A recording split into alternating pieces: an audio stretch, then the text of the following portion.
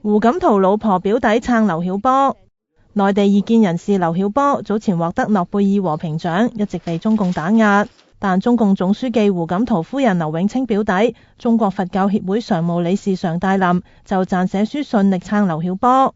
總部喺美國嘅民主中國網站據稱得到常大林本人同意，近日發表書信，非常讚賞劉曉波夫婦，仲對兩個人嘅遭遇大灑同情之類。